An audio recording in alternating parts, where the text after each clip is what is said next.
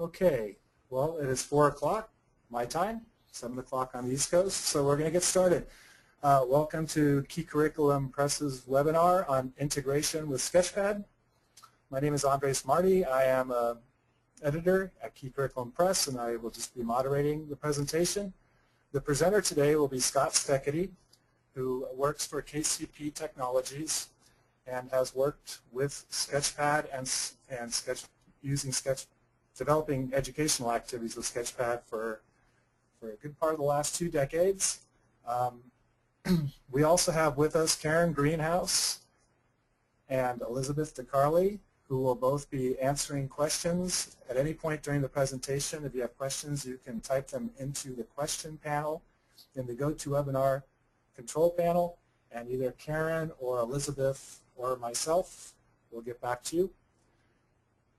And you should be able to hear my voice, and if you have any problems, just let us know. So at any point during the presentation, type in a question if you need some assistance. And at this point, I'm going to hand it over to Scott. Scott, I can see your screen, but at this point, I can't hear your voice. Okay, so you do see the screen, people. And I hear your voice now. So without further ado, Scott, take it away. Okay. I'm glad so many people are here tonight. It's terrific to see the interest in this topic. And let me just dig right in. A quick summary of the agenda is this. The theme tonight on integration, we're going to be concentrating on accumulating values from beginning to end.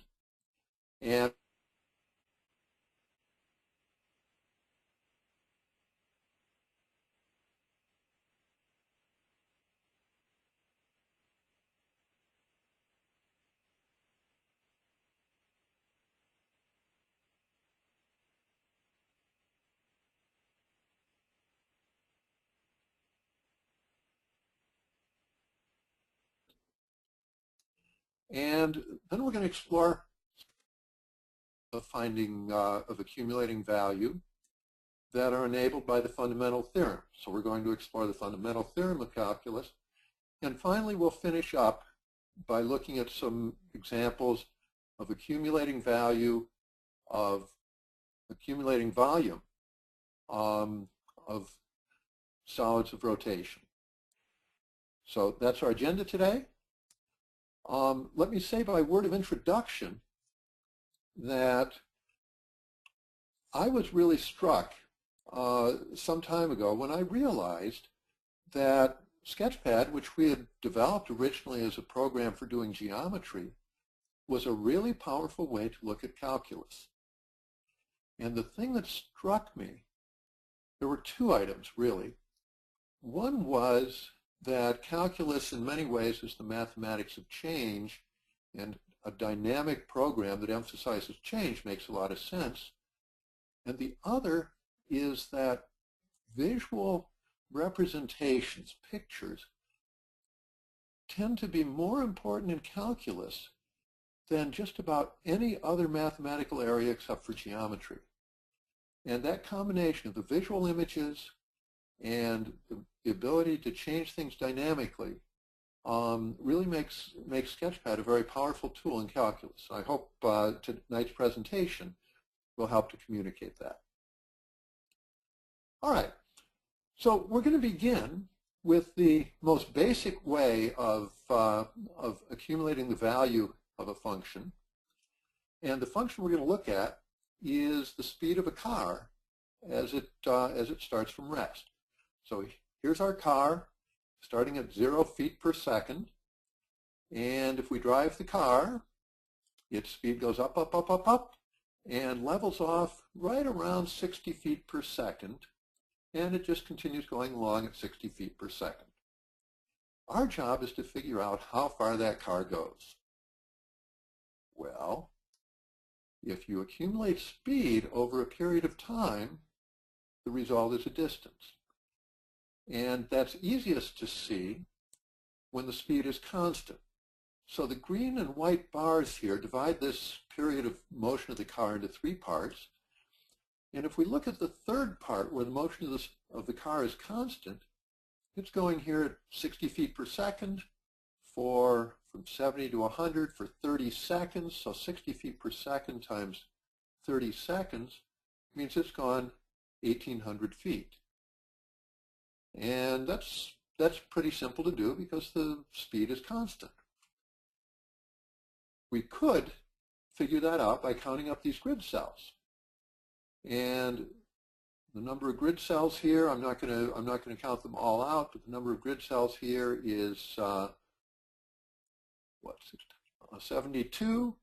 72 grid cells, and the grid cells are 5 seconds along the x-axis and 5 feet per second along the y-axis. So each cell represents 25 feet.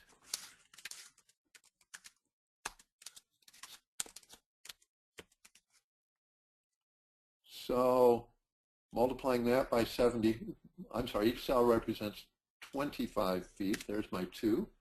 So multiplying that by the 18 cells that we have here, by the 72 cells we have here gives us a result of 1,800 feet for this green area. The white area we can figure out similarly if we count up the grid cells. We're going to have to adjust a little bit for some pieces that are missing here, but each cell is worth 25, so maybe we're missing, something less than 10 on this one. This might bring it up to maybe 15. Maybe. We might be missing as much as 15, probably closer to 10 feet. So we can pretty easily come up with an estimate for this. It's not terribly accurate, but we got an estimate. Now we come to this section, and it's really a problem. We can count up the cells and multiply by 25, but we've got a little piece here that's extra and a little piece here that's missing, and then almost half a cell here is extra, and this is less than half a cell.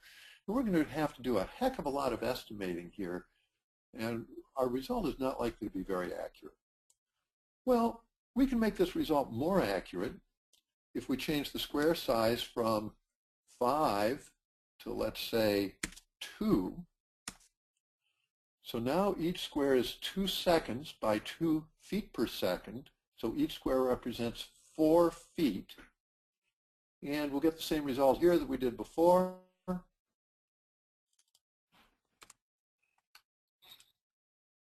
We can maybe do a little bit better job of guessing which of these are more than half and less than half.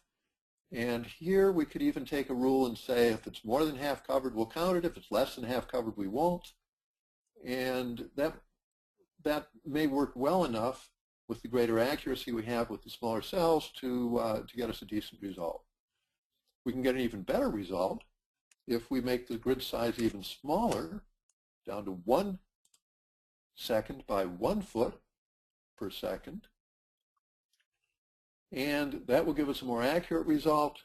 In fact, if we went down to a half, we'd get an even more accurate result. But I think we're going to have some very tired and frustrated students by the time they count every one of these squares along the boundary here. And we'll make it a little easier for them by making it a hairline instead of a thick line so they can be a little more accurate. But it's a very tiresome process. So hopefully by now, or before now, we've convinced students that we need a faster way to do this, a more convenient way of essentially counting up the grid cells. And we're going to do that with some rectangles. And here's the basic idea. We're going to create some rectangles that will determine in one way or another, and I'll mention several different ways we can do them in a moment, in one way or another that will count up grid cells. And these are set up so that they count based on the left edge of the rectangle. So we get a certain number of grid cells here, and we have a nice fraction there, but since we can measure the actual area within this rectangle, we can actually get quite an accurate result for this rectangle. Now we've left some pieces out here. We're going to have some extra pieces over here. Will they balance out? Maybe they will, maybe they won't. But at least we don't have to count every single cell. And in fact, we can do the same thing that we did on the previous page of making our cells smaller and smaller. So we can take n, which is the number of rectangles we're using here, and increase it. So instead of n equals 6, let's go to 12. Let's say I've selected n. I'm going to press plus on my keyboard. So now we've got rectangles that are half the size. And we've actually got a sum here pre-calculated for us. And I'll show you in a moment how we calculate those ourselves. But if you watch that number, when we were at 6, it was 38.5. At 12, it's 38.875. It's approaching 39. Let's make it bigger and bigger. Are we ever going to hit 39 totally? Well, since we can make the rectangles as narrow as we want, we can get more and more and more accurate. And it looks like we might actually hit, we can get there? You can hardly see the, I have 262 rectangles already, which is far more than the screen can actually show effectively. And I think we'll probably get there, but let me cut this process short a bit, and let's just go to 1,000 rectangles and see what we've got. 39 even. That's an interesting number. What if we went to, instead of 1,000, 10,000? Let me add another 0 here. It's still 39.0000. It looks like we're coming very close to a limit. And that means that we're actually getting a very accurate result by now. It may have taken us 10,000 rectangles to do it, but we can manage. Okay, so now this is a tremendously important technique, and let's look at this technique in a little bit more detail and give students some experiences to talk about, to compare one experience with another, to compare different methods of setting up these rectangles. And I actually have some tools that are pre-made to allow us to do this, but I'm going to start out by making a tool of our own, just so that you have a chance to see how it can be done. And what I've got here is a function, a cubic, which is controlled by these 4 parameters. We could modify them if we wanted to. For instance, we could change the value of d, same method as I used before with the plus sign on my keyboard, or the minus sign to bring it back down to 1. And we've also got some parameters here that we're going to make use of. The height just indicates the height of these grid cells that you see. The width is the width that we're going to use for our rectangles.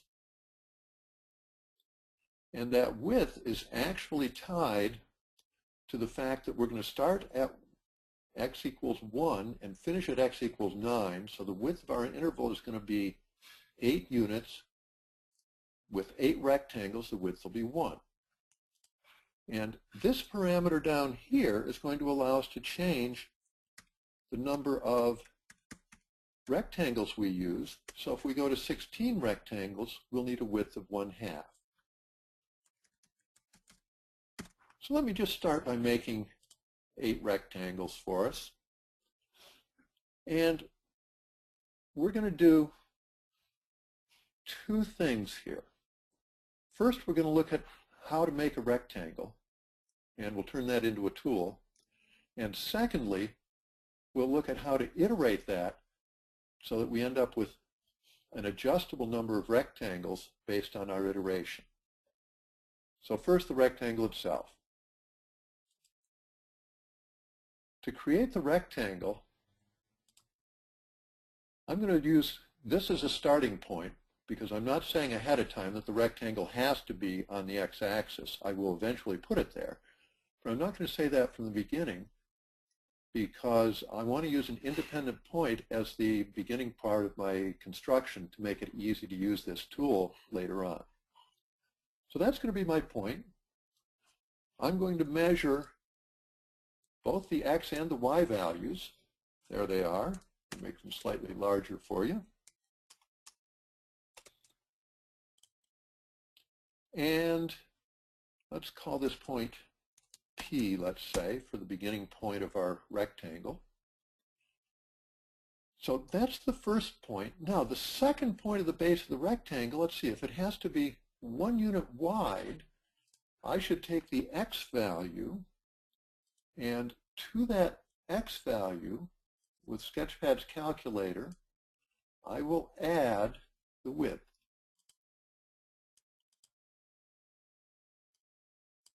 So now, if I take that new x value and the y value of the original point and plot that point, that will be the base of my rectangle. So now let's figure out where the top of the rectangle should be. And we'll do that by evaluating the function right above point P. To evaluate the function, we'll again use the calculator. We'll click on the function itself to say we want to evaluate that function at the x value of point P. So there's the value of the function. If we plot the point with this x value and this y value, that should be right on the function. And the fourth vertex of our rectangle is going to be x plus the width and the value of the function. So we'll plot that point as well.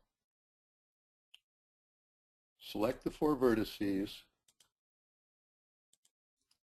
Construct the quadrilateral interior. And I'm going to make it look nice, I'm going to select the parents, which are the 4 vertices, and I'm going to construct the 4, not lines, good thing we have undo here, construct the 4 segments. Nope, not that either. Let me get the order correct. Hey, Scott, why don't you show how to use the polygon tool? That's a good point, especially for folks who haven't upgraded to Sketchpad 5 yet. I've just chosen the polygon tool. Here we go.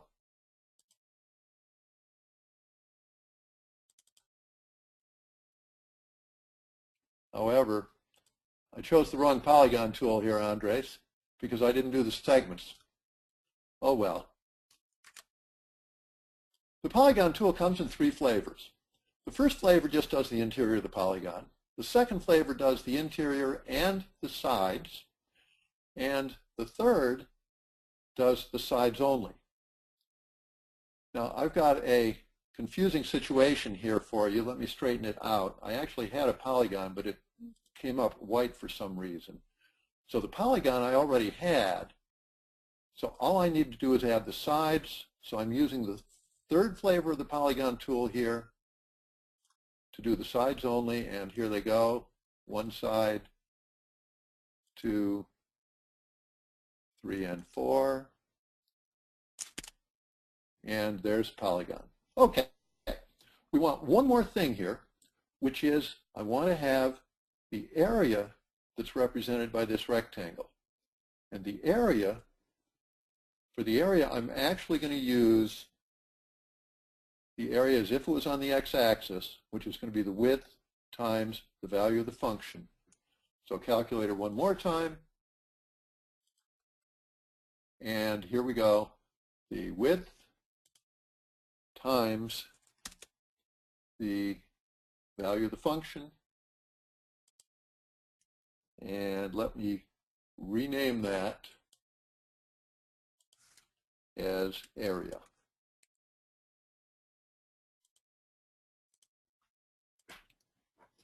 Okay.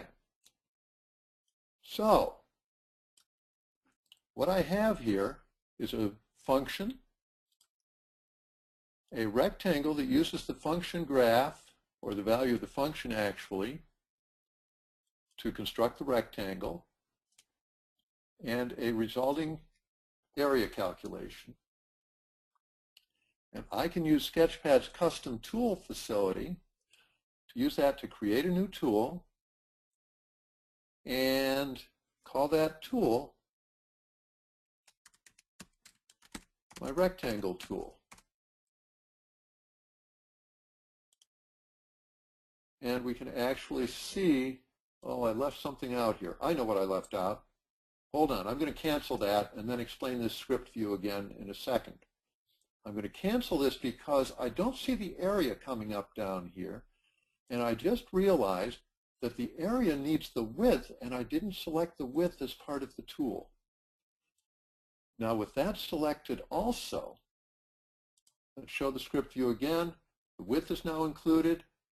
Here we have, let's see, there's a calculation. XP plus width. What did I leave out this time? Do you need to include the function? Yes, thank you, Andres. I thought I selected that the first time. Maybe I didn't. Okay, I finally got all my selections right. The rectangle itself, givens include the function and the width of the rectangle, and the output includes the rectangle itself and the area. Nothing like messing up in front of a big audience. Sorry about that, folks. This time we've got it. The area is included. So this is our rectangle tool. And now that I have the tool, and we can look at the script view to see exactly how the tool works, exactly what things we constructed to go into it. That's a very useful thing to do, but we don't want to look at that anymore because we're satisfied with it. And I can actually get rid of the original example from which I made the tool and just start using the tool. Let's go. Rectangle tool. Here we go. First rectangle is going to be based on match point P. I'm looking at the bottom right-hand corner of the screen. Does everyone see down here, match point P? That's the first thing I have to match. Now I have to match the measurement width, and now I have to match the function. And then the point, the width, and the function. And we're getting an area measurement each time. I'm going to show once more the script view to simplify this a bit, because this tool can assume certain objects. I didn't have to indicate what coordinate system I was using, because that's assumed. The width can be assumed also, and the function can be assumed. So if we use the width and the function as assumed objects, Sketchpad will say, well, this thing is named width, that matches, so that'll be the assumed width. This function's named f, that matches, that'll be my assumed function. So now I'll only need to match point P. So let's go ahead and do that. Match point P. And again, and again. So it's a little bit of work to actually create the tool, but once we've got the tool, it's very useful. And we're going to be using a bunch more tools in just a moment. So I can add all these values up, and that gives me a decent result, and use the calculator to add them up and so forth. I'm not going to be completely happy with that when I decide to change the number of rectangles, however, because n is equal to 8 right now. 8 takes us from x equals 1 to x equals 9. If I double the number of rectangles to have the widths, using the plus key on my keyboard again, so I want 16 rectangles, but I've only got 8 here. And that's because I actually made the rectangles with a tool, and I would have to make, I've got space now for 16 rectangles, and I'll have to add 8 more and redo my calculation if I had calculated it already to get up to my 16. Well, this is going to make it pretty hard to go to the limit and to try to find out what the limit is as we get the rectangle smaller and smaller and smaller. So the tools are very useful for illustrative purposes, but they're not going to be so great for moving towards the limit. And I'll take, I'm trying to decide whether to show you iteration right now or whether to look at some of the other tools. I think I'll show you the other piece I'm going to show you. And then we'll come back and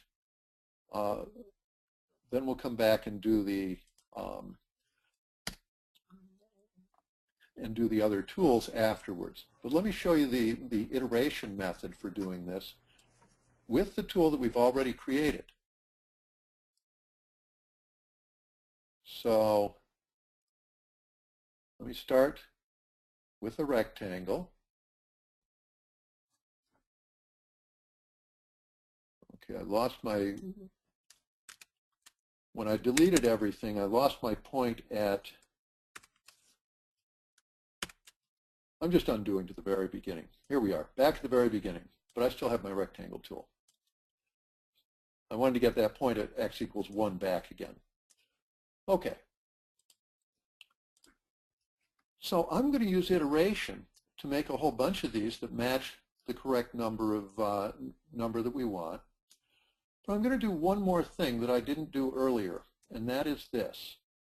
With my area, I'm going to say, I'm going to do something that not only iterates the rectangles, but that also iterates the area, so that each time we'll add a new amount onto a beginning area, which I'll start at 0.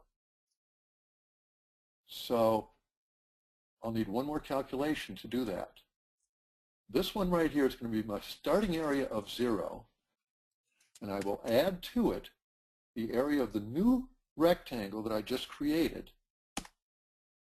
So this is now my cumulative total. So I'm going to rename this last one as cumulative.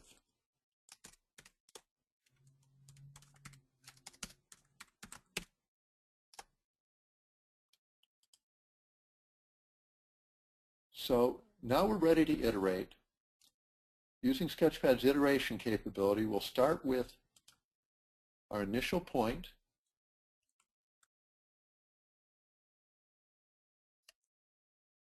I think I'm doing this right. I might have to back up in a second, but we'll see. I think I got it right. We'll start with that initial point and with this initial area of 0. I'll also select n minus 1, the number 7, because we already have one rectangle. I need 7 more. Holding the Shift key, transform, iterate to depth, lets me iterate this point to here. There are my rectangles. And notice right now, notice this table that's about to appear, and the cumulative numbers here actually show not the cumulative total, but they show what happens from adding 0 to each of the individual. In other words, they show the individual areas. So this last area right here is 5.82. The one before it is 8.71. And that's because I haven't yet mapped area to this cumulative calculation. Now the cumulative column shows what happens if we iterate the rectangles and we also iterate the calculation. So it starts at 0, then it goes to 0.9, and then remember this is an addition, so then it adds the next area to it, adds 2.19 to it, and then it adds 4.29 and so forth. So with that iteration in place, now we see that the total area is 46.39. Okay. And now we have the ability that we're looking for of changing the number of rectangles and getting a total for our area. So the cumulative total right now is 46.7. That's the sum of the areas of all these rectangles. And we can do what we did before and just hold the plus key down with n selected and watch what happens to the area, 46.71, 46.70.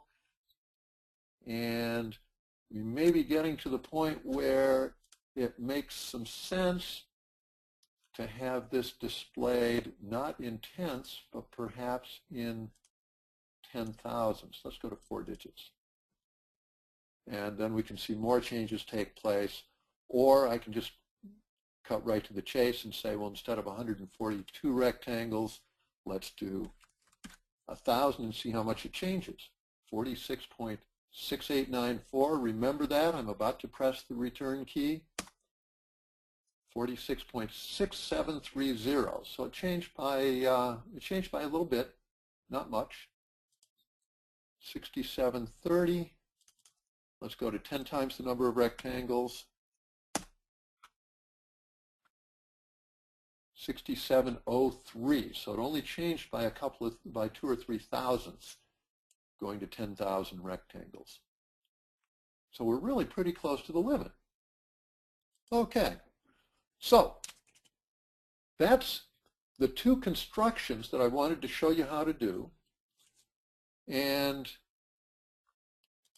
I just want to give you a quick look now at the tools that are already created that come with this presentation sketch that you'll be getting with the resources for this webinar.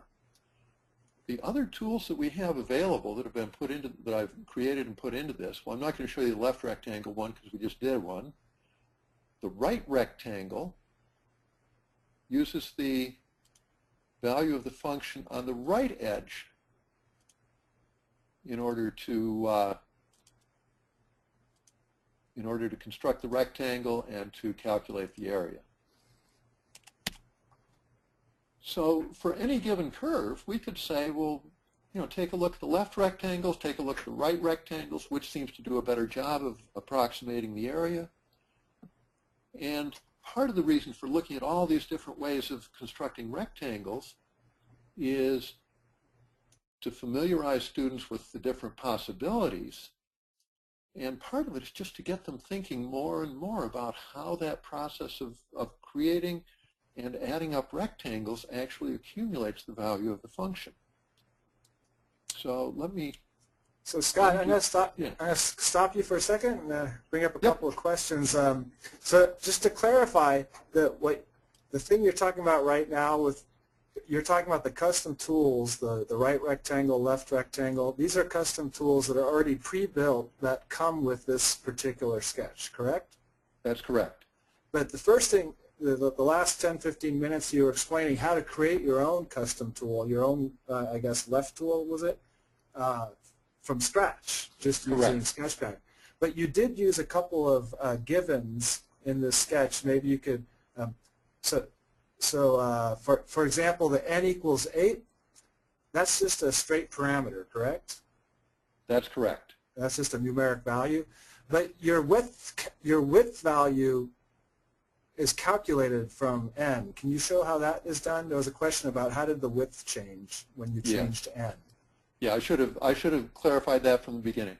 That's okay. When I created this sketch, it seemed it's easiest for this purpose to just change the number, and the width was set up as a calculation. So by double-clicking the width, we get to see the calculation. And the calculation is the difference between x2 and x1, which in this case is 8, divided by n. So that gives us the right width to fit n rectangles in there. Okay. It may make more sense, actually, as I think about it. When we think about this in calculus, we usually say, well, we're looking for the limit as the width approaches 0. There are other situations in which we want n to increase without limit when we're looking at limits of different kinds of limits of sequences, and that kind of thing. But in this case, we might want to say, well, let's make our given the width and let n come from that. And we could have done that very easily also. So for instance, I could say, well, let this width be 1 for now, and we'll change it later. So now they're no longer tied together. If I increase or decrease n, it does nothing to width. So I'm going to take this n parameter, and by right-clicking it, edit the parameter, and say, instead of width, I want n to be the, let's see, what do I need here? I need x2 minus x1 divided by the width, right? Isn't that correct? Let's see. If I make the width 1/2, n is 16. Now this will give us a little bit of trouble because there may be widths that we choose that don't give us an integral number of rectangles in here, but the error that's introduced in that way is going to become vanishingly small when we get to the point of doing 300 or 1,000 or 10,000 rectangles. So it's not really going to matter that that the rectangles don't exactly match this, because they'll come very, very close to coming out to 9 at the end. We have one other question that came up. Shouldn't the area of the rightmost rectangle be 0?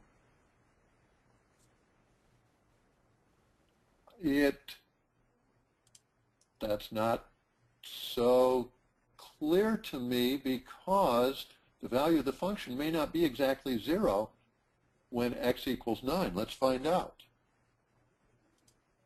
Let's calculate the value of the function for 9. It's 1/10. So the value of the function is actually 1/10 here. It looks surprisingly close to 0, but it's not quite at 0. I'm just dragging the domain slightly, and if I make this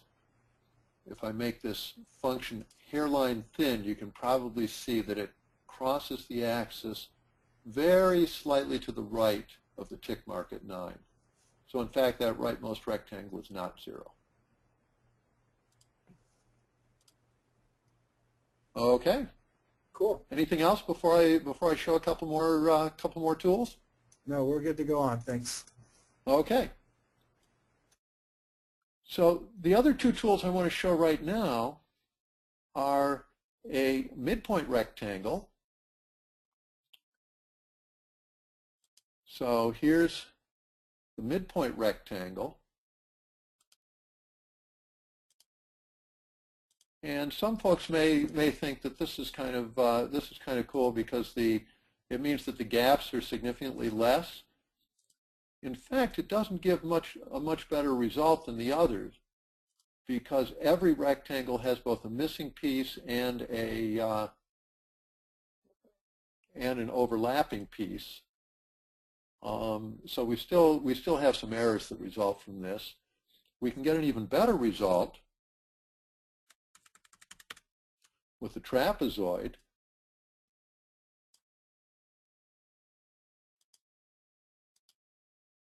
These look like they fit very nicely.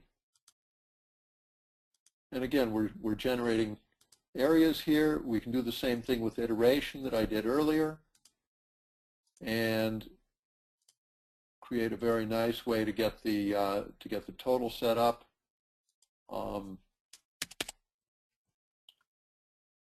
So all of these ways are pretty interesting ways of giving kids practice in going through, in reducing the width, getting more and more accurate results, and with the iteration, which I haven't taken the time to do on each of these other rectangles right now, with the iteration getting an approximation that they can see approaches a limit. So that's something we really want kids to do. All right, I'm going to stop for a moment to see if there are any more questions, and then I want to look at the actual definition of a rectangle using Riemann sums, and I'm sorry, the actual definition of an integral using Riemann sums, and show you show you how we go from there to approach the fundamental theorem of calculus. So we got one question about, can you zoom in on the curve to see the area, the last question about the rectangle being 0. How can you zoom in on the curve there? To zoom in on the curve, here's what we could do. Let me, I assume we want to just zoom in on the place where the function crosses the x-axis, right? For example. That's what I understand the question to be. Yeah, how do you just zoom in? So all we need to do to zoom in is we can change the scale of either axis. So I can zoom in on the x-axis this way, and if I want to keep the y-axis doing something similar, now I'm going to have to scroll over quite a ways here. Let's see. We're getting close. I'm actually not scrolling, I'm just dragging here. And here we are, pretty close to the 9, and you can see there's 9 and there's 9.5. So the root of this cubic right here is going to be, that would be 9.1. It's going to be somewhere between, it looks to me, between 9.01 and 9.02. And we could zoom in a little bit more if we wanted. I can actually zoom more effectively if I'm at the origin, but I don't want to look at the origin. So let's see. There we go. So now we're showing at 2/10. So that's 9.1, that's 9.05, so we can estimate it pretty carefully. Okay, so that's, all right. Other questions? No, I think it's good right now. Thanks. Okay, I see one more question that just came in. The question, how much GSP work do I expect students to actually do, or is this only a demonstration tool? This is, my answer is yes. I do think that it's very valuable for students to do some of these constructions by hand. I think that the process of actually placing rectangles with the tool and then of using iteration to make multiple rectangles, I think those are very useful processes for kids to go through, because that actual physical process of building the thing themselves is something that has meaning to them. It's something that they will remember. It's not something that they're going to, they cram for on a test and then forget the next week. So I think it is very valuable for students to have that experience. That said, we can't do that every time, and we can't give kids direct experience with everything we want to teach them. So were I teaching AP Calculus right now, I would have them doing some work in the lab, actually experiencing themselves, and some of it I'd be using as demonstrations in front of the class. So I would use a mix, and that's what I encourage you to consider doing. Can I just add that it sort of depends on your resource constraints. I mean, using a projector as a demo tool is great, and for a lot of teachers, that's all they realistically have available to them. So, these things can work great as demonstration tools, but they're also great student activities if you have access to those kind of resources. And I'm also going to push you a little bit, Scott, since it looks like we have about 16 minutes. I want to make sure you have time to get through the rest of your topics. Okay. Let me run through this one pretty quickly. There are a couple of points I want to make about Riemann sums, which are what we've been looking at are actually Riemann sums. The general Riemann sum I'll talk about in a second, but I want to talk about two very important ones first, which are the lower Riemann sum, which is constructed as a set of rectangles based on the smallest value of the function during the across the width of that rectangle. So we start off with two 3 left rectangles because the lowest value of the function is at the left of those rectangles, but here the smallest value of the function is at the right, so we get a right rectangle there. And in fact, if we were to move this first green one over, we would see that we don't have either a right or a left rectangle here because the smallest value of the function is somewhere in the middle. So this is a lower Riemann sum. And if we were to look at a midpoint sum in which the midpoint of the rectangle determines the value, the spot at which we evaluate the function, we would see that the midpoint rectangle is consistently higher than the lower rectangle, as only makes sense. And then we can also look on the same sketch at the upper Riemann sum, which takes the highest value in that interval and uses it for the height of the rectangle. So here we have a lower sum that when all 4 are added up, and this is done by iteration, the same as I showed you a couple of minutes ago, is 11.49. The upper sum is 16.71. And the midpoint sum is in between the two. The definite integral, which, because we know some more advanced techniques, we can determine the definite integral is actually 14.44. So the midpoint sum is pretty close. The important thing here is for students to realize that by increasing the number of rectangles, that the lower sum and the upper sum are getting much closer together. They were quite far apart to begin with, and now they're only a certain number of tenths away from each other. And if we keep going, we see that they're only about 2/10 away right now, and we're only up to 95 rectangles. So if we go to 1,000, let's say, now there's only a 2/100ths difference between the lower sum and the upper sum, and everything has converged on that definite integral on the actual area measurement under the curve itself. So that's an important concept for students to get, and looking at the upper and lower Riemann sums helps prepare them for the definition of what an integral really is. There's one other thing I just want to mention quickly on Riemann sums, and that is that the general definition of an integral does not require the even width intervals that we've been working with. In fact, the general definition of a Riemann rectangle is that it can be of any width at all. In fact, let me put a couple of them here just to make the point.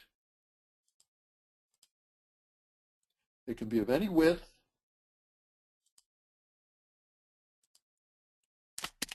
and we can make an arbitrary choice of where in the rectangle we evaluate the function. These red points indicate where the function's been evaluated, and I can move that point to the right and make it an upper rectangle.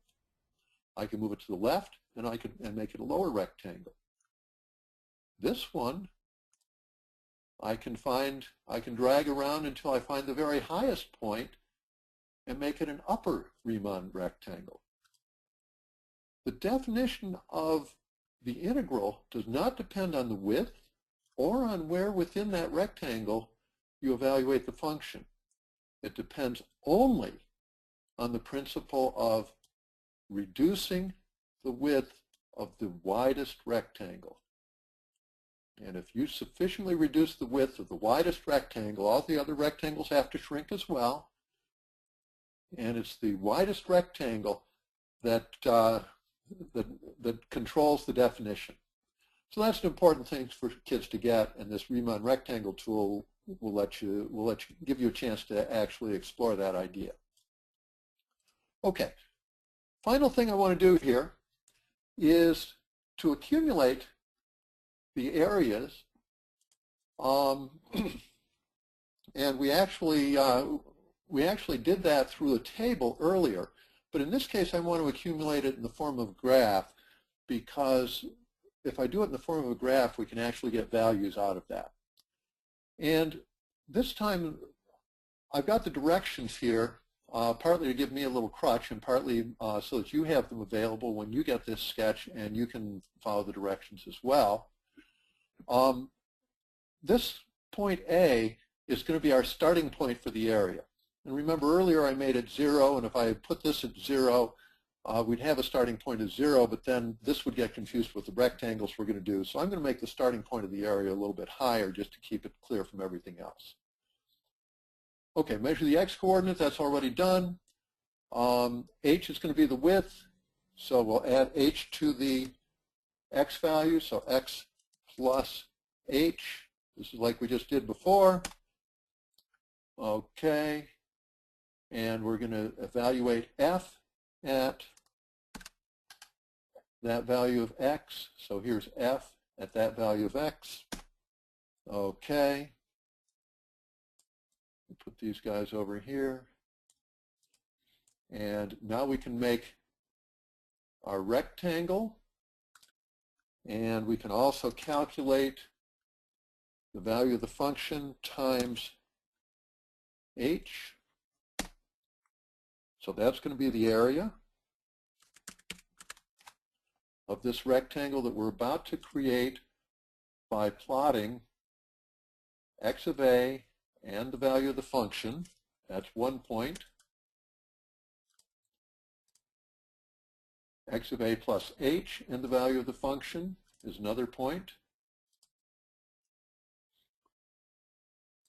And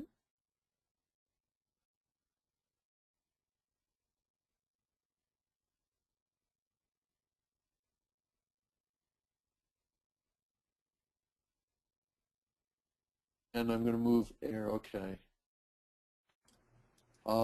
Did you have those two reversed? Oh, wait a minute.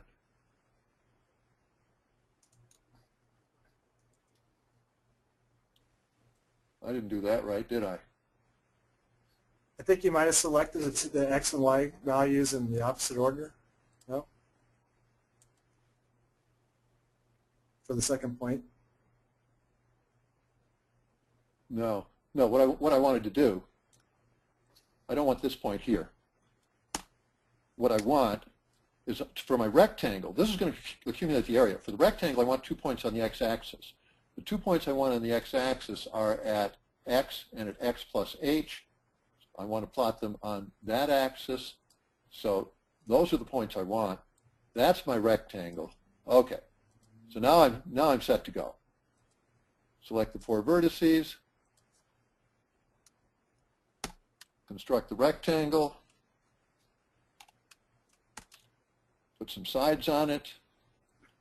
And now what I want to do is take this area and show how the area increases. If this was my starting area right here, how does it increase over the width of this rectangle? So this represents the starting area. So I could take this starting area and add to it the area of this rectangle. So this is the new area at the end of this rectangle if 5.80 was the starting area at the beginning of the rectangle. So that's going to be the point x plus h, and this graph, plot that,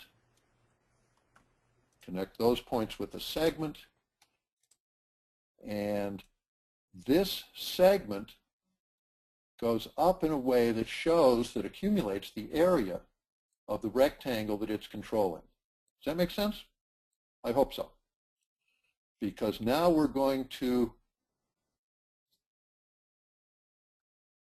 iterate this point to the new point. So I don't think I need anything else. I can iterate. There we go. And I can hold the plus key for this and make lots more rectangles. I don't care about the table because we've got the area shown here. And all I need to do is reduce the width, and we get narrower and narrower rectangles, and we get to see what happens as we increase the number of rectangles, we get to see how the area is affected, how the accumulated area under the curve, or the accumulated value of the function, behaves over a period of time. And I've run out of time to show you what I really wanted to show you on this one, so fortunately I have it prepared.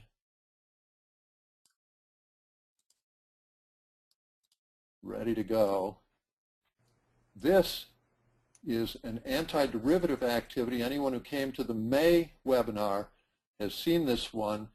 What we've done here is we've taken a point A and said, and a function, and said this function's the derivative. Let's see if we can figure out the original function of which this is the derivative. So this is going to be the slope. What we've done here is point A is, we've drawn a segment whose slope is determined by the value of the function at point A. And if we iterate this process, it turns out that we get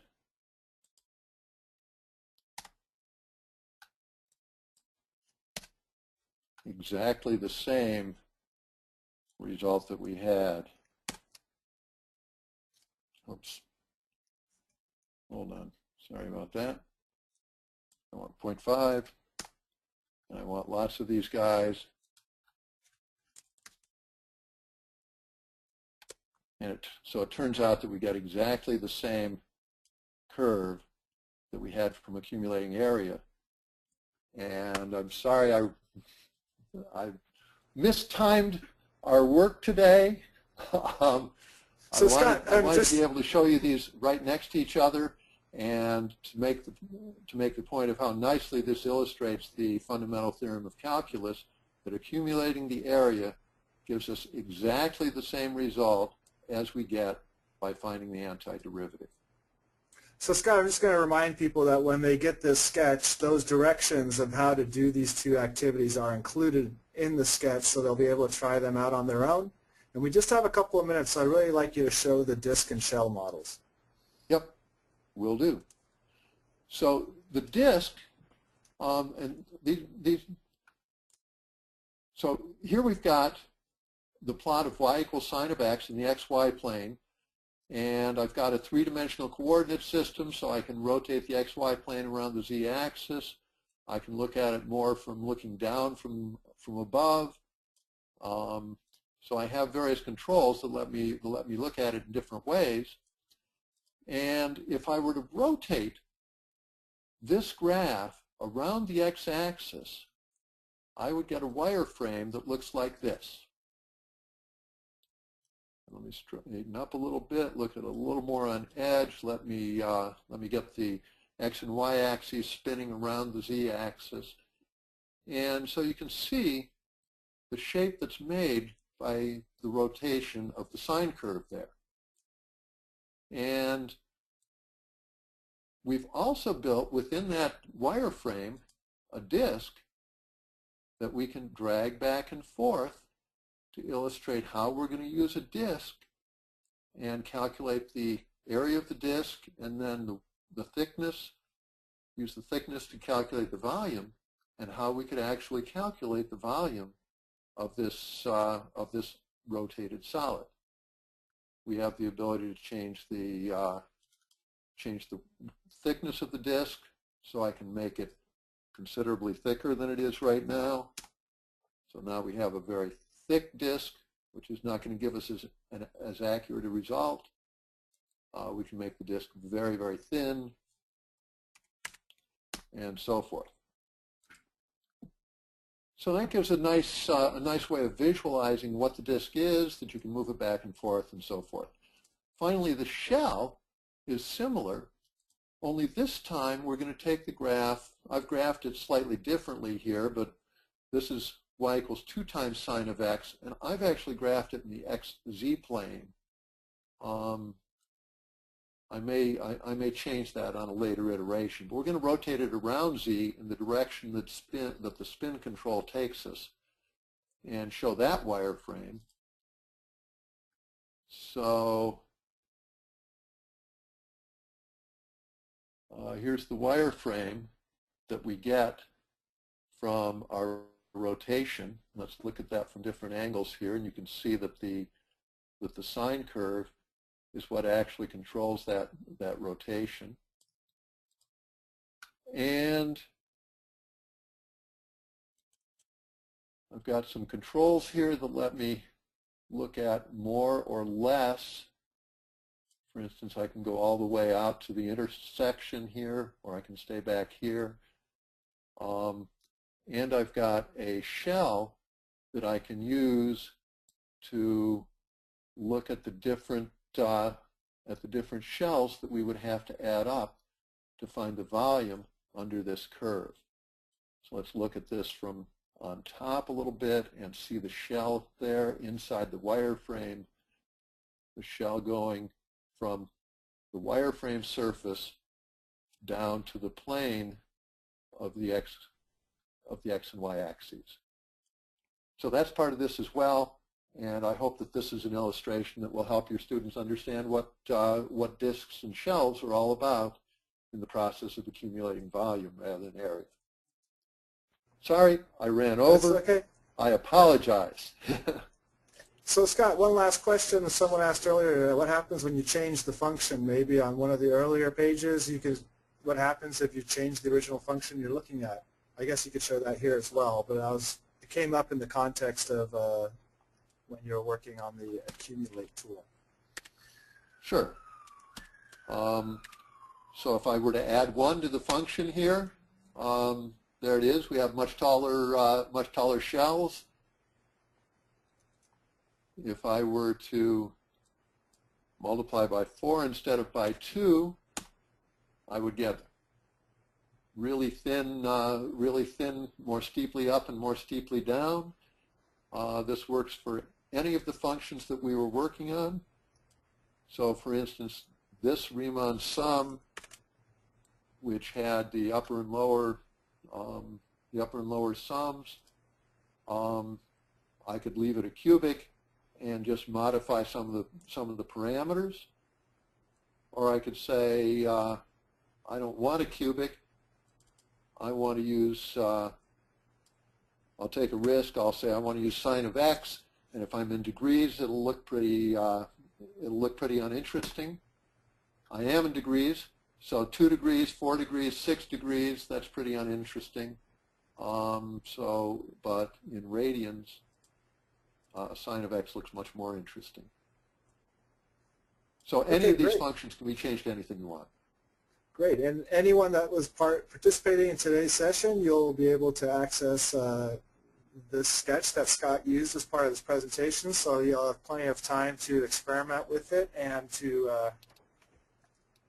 work through some of the activities yourself. Thank you for attending today. Thank you, Scott, for the presentation. I do see one other question that just came in. How was A chosen in the accumulate window? In the accumulate window. A being the starting point. I think it's just that A there, yeah. Yes, this A, I placed it arbitrarily up here so that it wouldn't interfere with my sketch of the rectangles. In fact, A can be placed anywhere. A serves a dual function here because A controls the beginning of the x value controls the beginning of our iteration of our rectangles. But if I use the up and down arrows instead of the left and right arrows, if with A selected I use the up and down arrows, I see that nothing changes except for my constant of integration. So this is actually an opportunity to say, well, it doesn't really matter. This is where we start. We still get the same shape no matter where we start from. So that's a nice way of talking about the constant of integration and how it's an arbitrary value. I see another question. Will the sketches be sent via email? You'll receive by email a link to the URL where you can grab the sketches. And that will happen within the next couple of days. I also see a question, will the sketches work if I only have Sketchpad 4? And the answer to that is that many of these things do work, and many of the activities that I'm going to include for you were designed for Sketchpad 4. So we'll have a Sketchpad 4 version of the package with most of the activities, but you'll at least need to download a trial version of Sketchpad 5 in order to play with the presentation sketch. The presentation sketch is going to be a Sketchpad 5 only sketch. Got one other question about the three-dimensionality. If that's built into Sketchpad, or do you have to build that operation? I mean, I think the answer to that question is that it's not part of Sketchpad's native environment, but in that particular model that you presented, the 3D model is already built in. All the 3D work was done using the perspective tools, which is a set of Sketchpad tools developed by Paul Kunkel and that are freely available from Paul's website. So anyone who's interested in building some of those 3D models, if you search on the web for Paul Kunkel, K-U-N-K-E-L, and look for perspective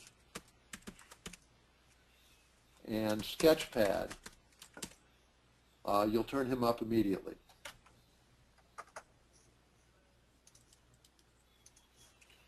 Okay. Andre, don't forget to mention Sketchpad Sketch Exchange. So thank you for joining us. Thank you, Scott. And as Karen mentioned, we have a new free service called Sketchpad Sketch Exchange, which is at keypress.com. No, it's sketchexchange.keypress.com. You do this so much better than I, but yes, it is sketchexchange.keypress.com, which I think Scott's about to show you on his screen.